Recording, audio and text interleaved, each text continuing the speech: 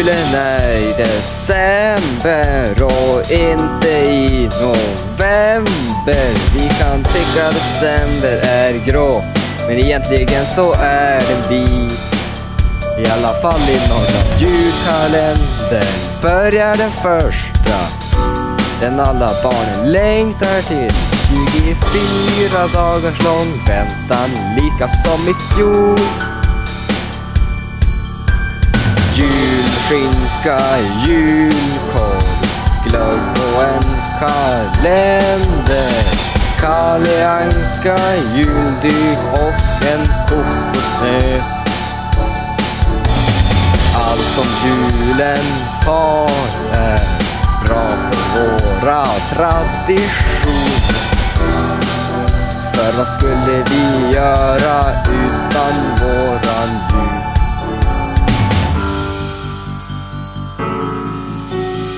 Julafton är trevlig med släkt och familj. Kalle Anka klockan 3 med vanilj. Julbord utan köttbullar är som sockar med hål. Känner mig glad på julaftonskväll. Presenter i mängder och glögg till kvällen. Julskinka, julkorv, glögg och en kalender. Kalle Anka, juldyk och en kokosnöt.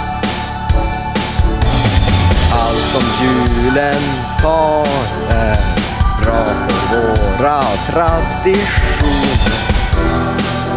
För vad skulle vi göra utan våran jul?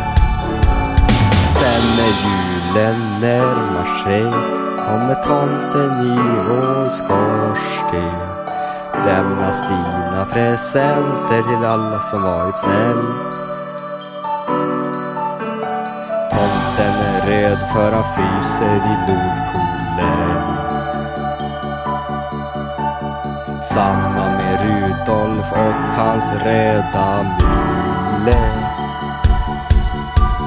Julskinka, julkorv, glögg och en kalender. Kalle Anka, juldyk och en kokosnöt. Allt som julen har är bra för våra traditioner. För vad skulle vi göra utan våran jul?